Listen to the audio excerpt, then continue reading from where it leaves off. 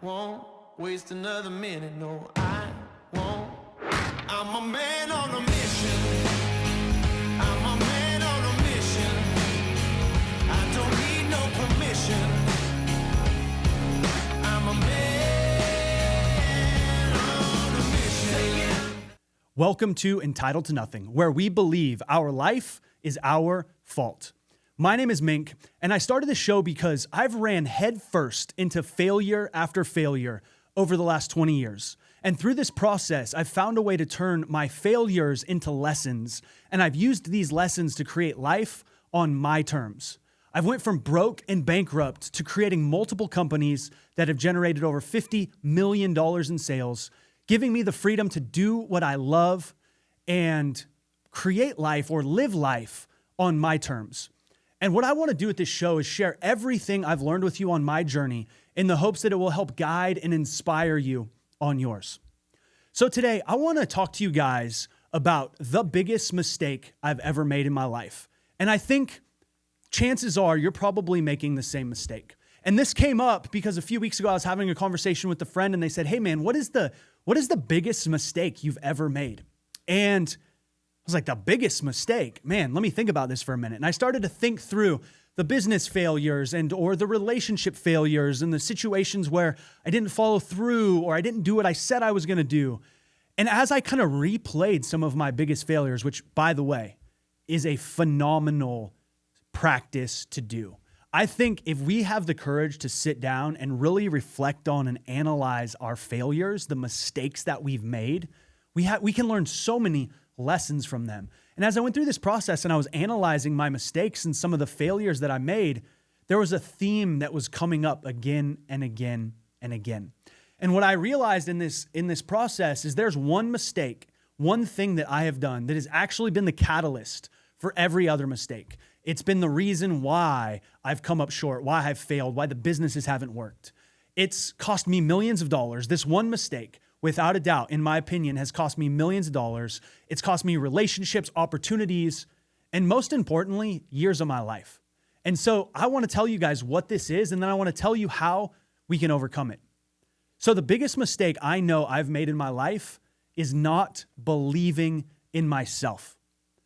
Truly, it's not believing in myself. And when I thought about this, it was the theme or the common denominator that was in every mistake that I've made. And when I think back, like where did this feeling of not believing in myself, where did the fear, the self-doubt, the insecurity, where did that really come from in my life? And why has that affected so many things that I've done? And the truth is, I know exactly where it comes from. And I want to share a couple stories with you guys to kind of illustrate some of my experience, to, maybe share a little bit more about myself and hopefully demonstrate how it doesn't matter where we start. It doesn't matter the environment or the situation, the advantages, the disadvantages.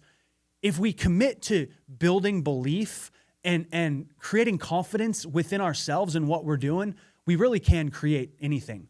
Because truthfully, guys, my starting point was one of fear and doubt, limiting belief, and no confidence.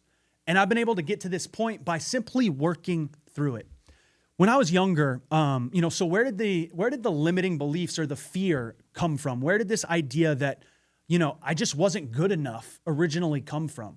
For me, it came from my childhood. Now, I love my dad. He passed away a few years ago, but he was a really difficult man to grow up with. And I've shared some stories in the past about this, but there's a couple experiences that whenever I think of believing in myself and working through things, these two stories come up above all else. And in so many ways, these two experiences have motivated me to push through all the pain and the fear and the doubt. And it motivated me kind of as a fuck you to anybody who didn't believe in me, specifically myself. And so growing up, I loved basketball. It was one of my favorite things to do. And I remember I was about 12 years old and I was in the backyard playing basketball, and my dad came out and, he had 4 or 5 whiskeys in him at this point, and he was kind of sipping on his drink. And I said, "Hey, Dad, one day I'm going to play in the NBA." And he just looks at me and he goes, "No, you won't." He kind of laughs and just turns and walks away. at 12, what do you do with that? It's like you have this dream, you love this idea, it's like, I want to be a doctor or an astronaut or an athlete. And he just looks at me, just cold. No, you won't be. You won't be good enough. And I remember several years later, when I was in high school, I had the opportunity to play basketball and we had an away game and it was like 3.5, 4 hours away. And so this was the farthest game we had from our hometown. And my mom and dad decided to drive and watch me play. And, in high school, I was good at basketball. I was like a leading scorer. I did well. And this particular game that my dad came to watch me play, it was genuinely the worst game I maybe have ever played. I don't know what I drank that morning. I don't know what was going on, but it was a terrible, terrible game. We ended up losing, and I felt like absolute shit. After the game, I walked over to give my mom a hug and thank them for coming. My dad looks at me and he goes, "Why the fuck did I drive 3 hours to watch you play like shit?"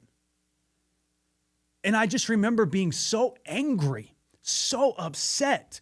And that was just like kicking me while I was down, Fast forward a couple of days, we had a home game. And so I asked my dad, like getting ready for the game that day, I had a chip on my shoulder. I had a lot to prove. I needed to, obviously right the wrong of playing so fucking terrible and being one of the reasons why we lost. And I say, "Dad, are you coming to the game tonight?" He's like, "I don't know, blah, blah, blah. You played so bad last week or last game, And so I had this chip on my shoulder. And it's amazing the difference that we can play in each other's lives. Because at the time, I had this really amazing basketball coach. And instead of putting me down or calling me out, he would call me up. And so right before the game, I remember they were about ready to call my name to come out as a starter. And he looks at me and he goes, "Hey, Mink, you're going to guard the all-state player on the other team. Let's see who outplays who." I literally get goosebumps thinking about it today. It's like I was just there. Like, I don't know if you're like this, but when someone challenges me in a positive way, when someone calls me up and says, "Hey, let's see how good you can become. Let's see who outplays who. Let's see what you can do today." That just speaks to the deepest parts of me. And I got so inspired in that moment, on top of the chip on my shoulder I already had. And I went out there and played the best game of my life. Literally from the worst game 3 days later to the best game I've ever played in my life. Set a school record, had an incredible game, dominated the other guy. And after the game, coach calls me into his office and he's like, "Mink, I've never had anyone play like that. In all my years, that was special." So I go home. And of course, my dad didn't come to the game. He didn't even have the desire to drive 15 minutes to watch me play because I played so bad at the last game. So I come home and now I'm pissed, right? Because I just dominated it. And he wasn't there to watch me. And I know he's going to just be kind of confrontational to me. So I got this chip on my shoulder now going home. And I walk in the door and he's sitting in his chair, drinking his drink. And he looks at me and says, "How'd you do?" And I said, "Had the best game of my life." And he kind of looks at me and is like, "Yeah, how many points did you score?" I'm like, 33. He's like, "How were your 3-pointers?" I said, "I made 7 out of 8. He goes, "What about your free throws?" I said, "I made 6 for 7. He looks at me and goes, "Why the fuck did you miss that one free throw?" And then just took another drink and continued to watch the TV. I tell you this story because my entire life, the one person that maybe I wanted the approval the most from, my father, never gave it to me. And in fact, he was always finding everything that I did wrong to point out how I was not good enough. And what happened over time is I started to feel like nothing that I did would be good enough for myself or for anybody else. And so throughout my entire life, I doubted myself until I realized that this theme was playing out and holding me back. And in so many ways, guys, my journey of life has been learning how to overcome these fears and these doubts, to not believe them, to not let the stories and the failures and the doubts define me. You see, one of the things I believe with all my heart is the fears, the doubts, the limiting beliefs that we feel, the limitations that we often feel in life. They're a signal from our Creator to grow. It's a signal that says this is an area of life where we need to lean in, where we need to have courage, where we need to embrace the unknown, to embrace the doubt, the fear, and use it so that we can grow. Because on the other side of those fears and doubts, on the other side of that discomfort is strength, is courage. And with that, if you can train yourself to just push through to the other side of the doubts, to just never give up, to keep moving forward, to keep learning and growing and evolving, I really believe that we can accomplish whatever we want. And truthfully, that's the only thing I've ever done in my life, is I just never gave up on myself. But through this journey, I knew that I didn't believe in myself, but I made the commitment I wasn't going to give up, and I was going to keep failing and falling and failing until I figured it out. And I got to tell you guys, a lot of that comes from this experience with my dad. As difficult as it was to grow up with him, I think in so many ways, he was the greatest gift I had in life, because his reactions to things cultivated questions and frustrations and challenges inside of me. And I learned and grew through his situation. And I evolved into the man that I am today. Oftentimes we think we shouldn't have problems, but the problems that we have, the challenges that we have, they're given to us so we could grow.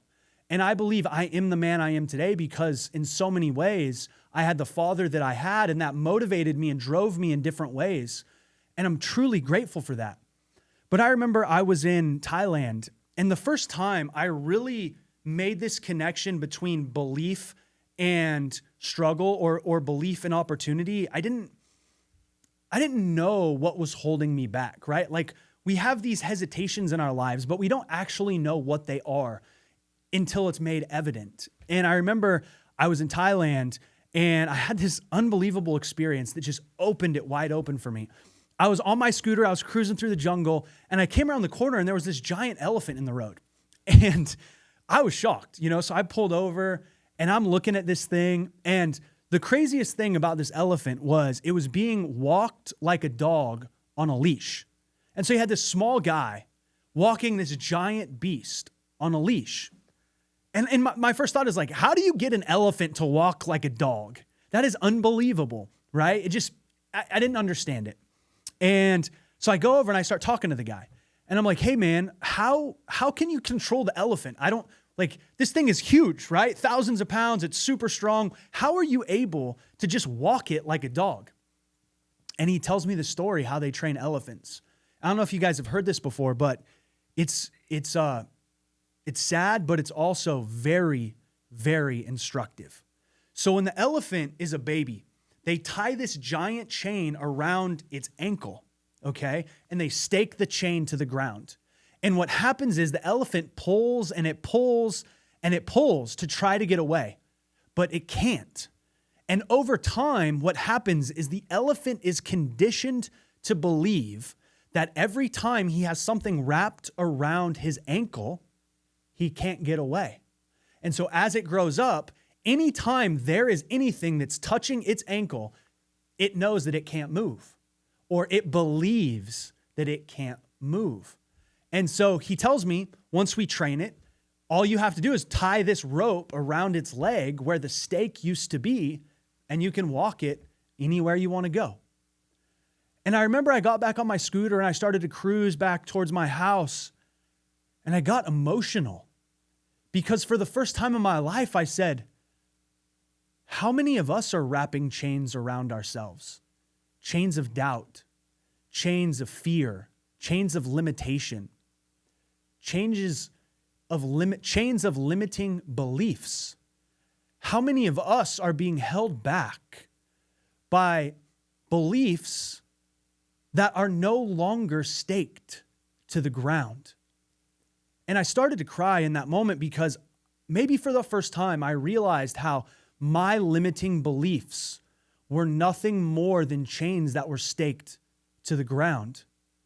And a lot of those were staked during my childhood, growing up. You can't do this, you can't do that, you're not good enough for that. What ended up happening over time is I started to ask myself this question: how do I not fuck this up? That became my primary question in life.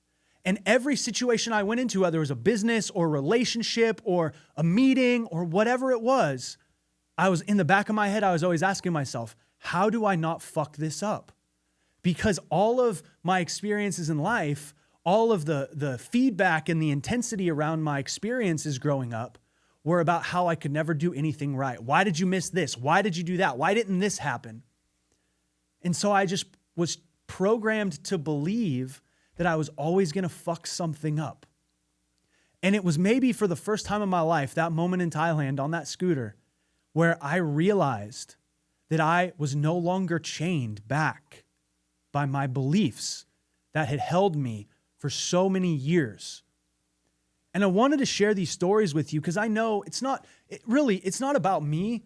I'm using myself and my experiences as an example to demonstrate that all of us have these experiences in life where we have struggles and fears and doubts. And so often we feel like, well, if we have these doubts or these limiting beliefs, then we must not be good enough or we must not be ready. Maybe one day I'll get through these.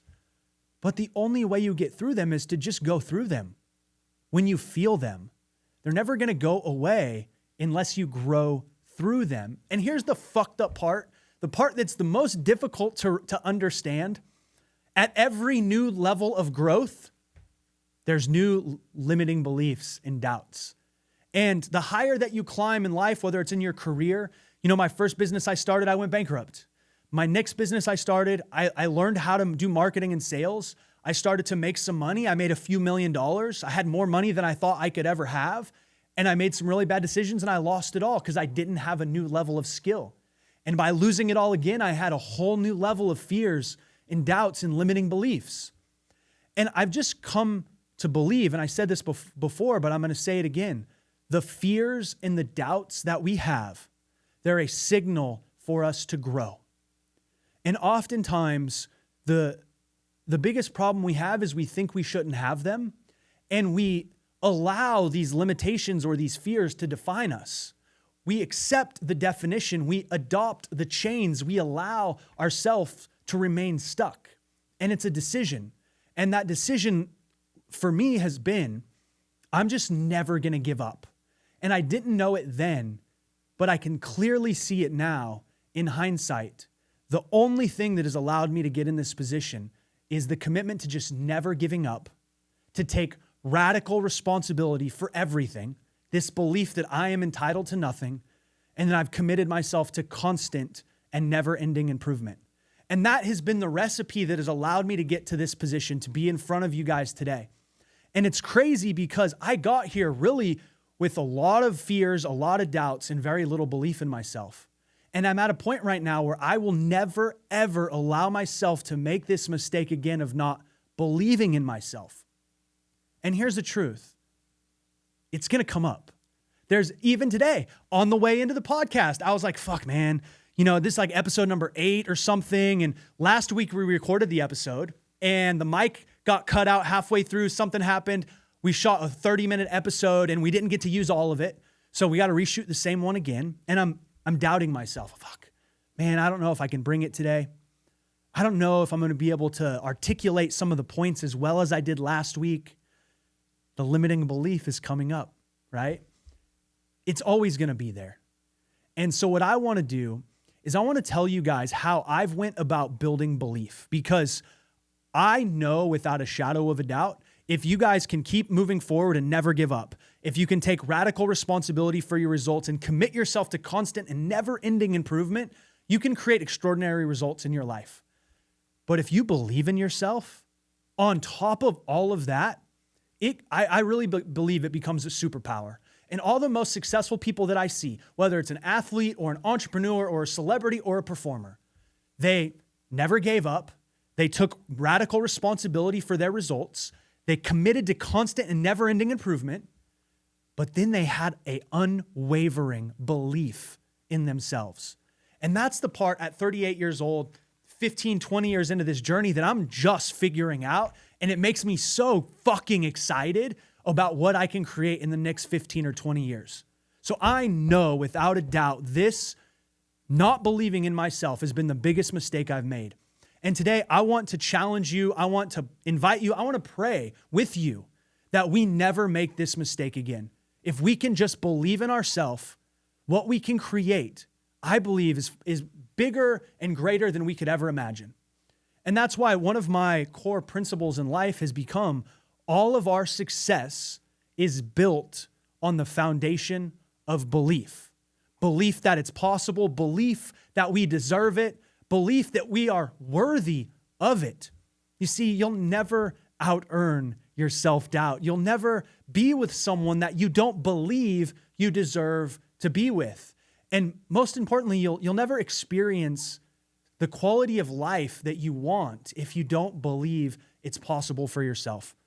So what I want to do today is share with you guys how I shared with you how I kind of got to this conclusion of, wow, belief has been my biggest chain that has held me back. This is kind of the elephant story, and then the dissecting it, and why is this, and what's going on with that? Why have I always doubted myself so much? How do I overcome that? How has that affected everything, right? That was me discovering this limiting belief and understanding the true impact that it's had on my life.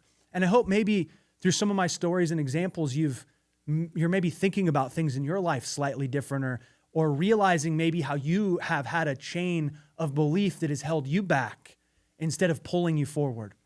And what I want to do is give you kind of my formula, my 3-step plan or process of how I have intentionally built belief in my life. I think belief is a skill. You know, some of us are born with talents or gifts, things that we don't have to work for that just come natural to us. But I think belief is a skill. It's a conditioning that we create into ourselves. And some of us are blessed to have an environment, a family, parents, brothers, loved ones who breathe belief and confidence and possibility into us. And that's extraordinary. Some of us didn't have that environment. People like myself maybe had the opposite environment where doubt and fear and limitation was projected upon us. And in a state of unawareness, we adopt those projections as truth. And what I want to do is tell you how I have overcome that projection and intentionally built belief in my life. Okay, so step 1 is simple. You got to understand what a belief is. A belief is nothing more than something that we accept as true. It's a thought, it's an idea, it's a decision that we choose. Doesn't make it right or wrong, truth or fiction. It just means that for us, we adopt it as something that we agree with or we accept. And what's crazy about this is we accept so many limiting beliefs in our life. Think about the stories that we tell ourselves. I'm not good enough for this. I don't know how to do that. I'm not that type of person. When did you define yourself? And why did you define yourself with that limitation? You see, the fears, the doubts, the limiting beliefs that we have, the feelings of not being good enough, those are just a story that someone else has told us or that we have told ourselves. And you can marry the story or you can divorce it and marry the truth. And the truth is, you have the power to choose your beliefs. I say this every week, but we're entitled to nothing, and our life is our fault. What that means is our beliefs are our fault. The stories that we accept that hold us back, those are our fault, our limitations. Now, we might have a lot of external limitations. We all have different situations and circumstances. We're all dealt a different hand in life. I'm talking about the internal limitations that we have, the things that hold us back, the fears, the doubts, the insecurities, the things that stop us. Those are our fault. And what blows my mind is why we are so adamant about defending our limitations. And you see this all the time, people defending why they have depression, defending why they're fat and out of shape, defending why they can't achieve their goals, why they're not good enough to do that, why they're not that type of person. Why would we ever defend our limitations? It's because we've adopted them as true. It's because they've become part of our identity, or it's who we believe we are.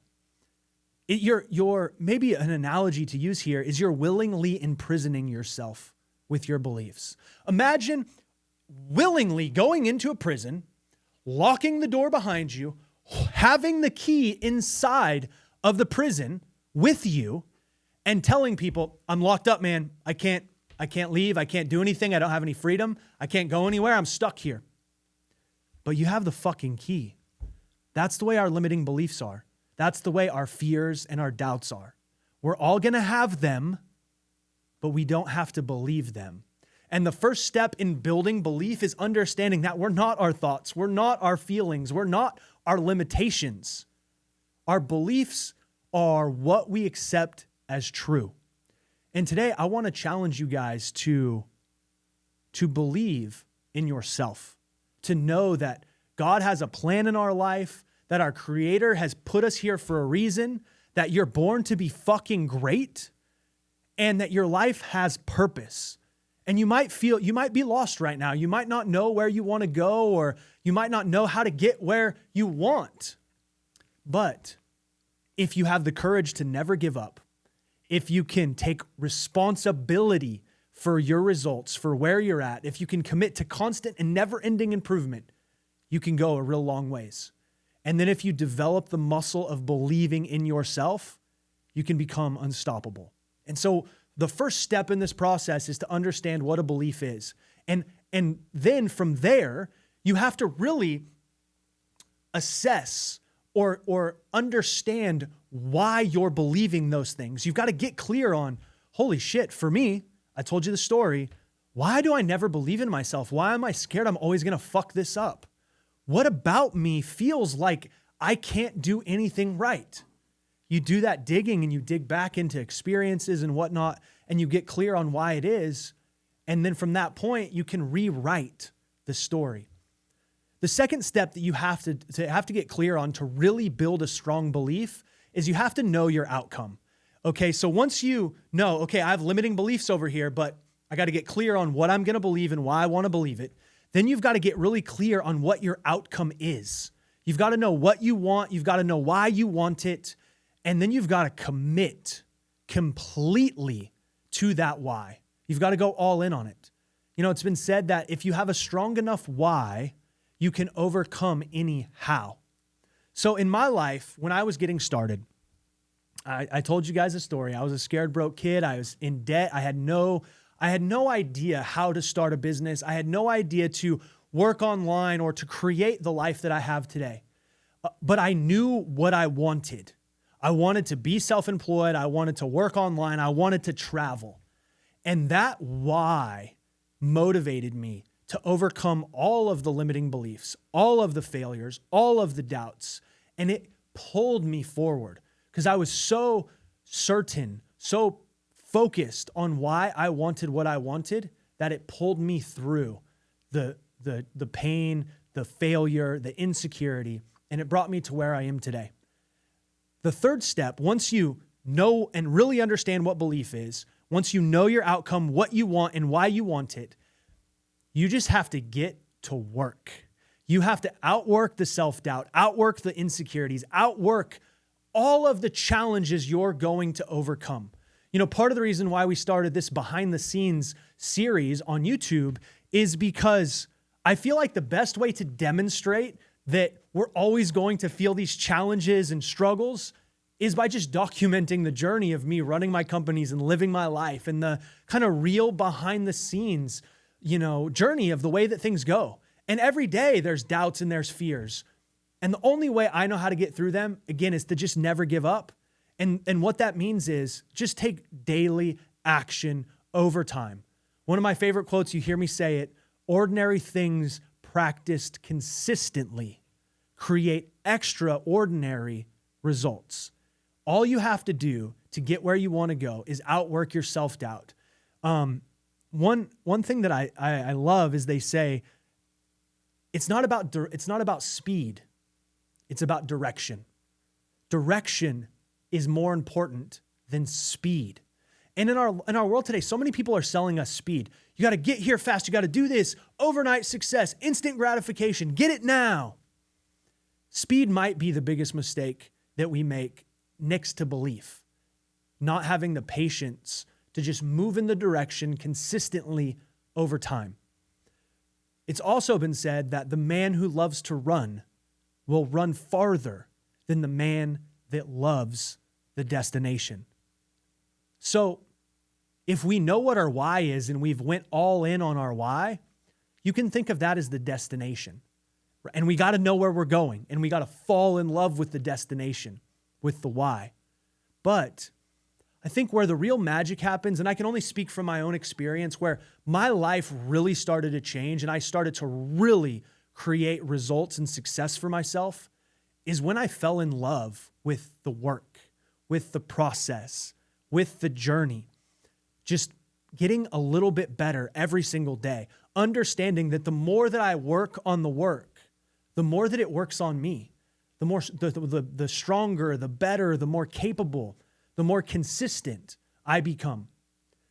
I think if you can really understand this third step, which is you're always going to have fears, you're always going to have doubts, you just have to outwork them.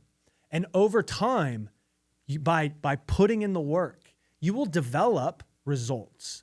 And those results are going to start to reinforce the belief that you can do it. And it starts to create this beautiful success cycle.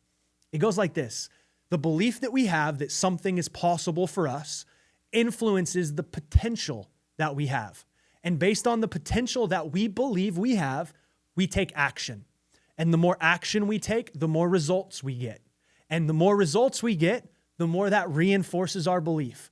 Belief leads to more potential. Potential leads to more action. More action leads to more results. And more results leads to more belief. And it creates this really powerful cycle of momentum and success. And we're in control of that cycle by the belief that we cast and the actions and the work that we put in.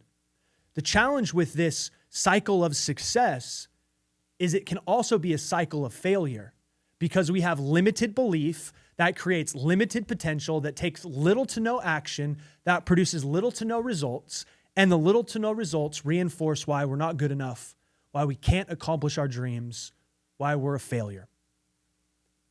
It all comes back to two things: belief in action. Belief in action. And in my life, the action came first. I committed to just never giving up. I remember I had this moment in my life, guys, where I was in my 400 square feet studio apartment. I had a mattress on the floor. There was no windows. And I was stuck in this cycle of failure. And I didn't know how to get out of it. And I was scared. I was sad. I had rage and anger because it just seemed like nothing I did was ever going to be good enough. I just felt like I was always going to be a failure. And I made a decision. I remember it like it was yesterday in that moment. I said, I don't know if I'm ever going to figure this out, but I will fucking die trying. I will either figure it out or I will fucking die trying. And for me, it was the work that came first. I just took massive action. And along the way, I learned what didn't work. I corrected. I took more action. I corrected. And doing that over 15, 20 years has got me to this point where now I'm living life on my terms. I have the freedom to do what I love. And now 15, 20 years later, I'm really just learning the power of belief. Maybe I'm a slow learner. Hopefully you guys don't take that long in your life. And part of the reason why I started this show was to share these experiences with you, to hopefully inspire you to not do the dumb shit that I did, to not make the mistakes that I've made, so you can condense the decades that I have taken to get here into days, weeks, or months. So together we can learn and grow and go farther, faster. I think it was David Goggins that said this, but I heard him say, hell would be meeting the man I could have been. I agree with that sentiment. I think hell would be to, after life, get to the gates and you learn who you could have been. You could have been this incredible husband, father, incredible businessman. You could have been an athlete or an entrepreneur. You could have been this incredible mother or whatever it might be. But because you didn't believe in yourself and because you didn't take the action, you never became any of those things. To me, that would be the experience of hell.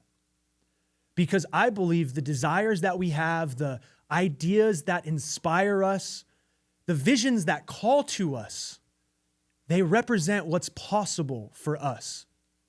The word desire is translated in Latin to be of the Father. The desires that we have are given to us of the Father because we have the potential to create them.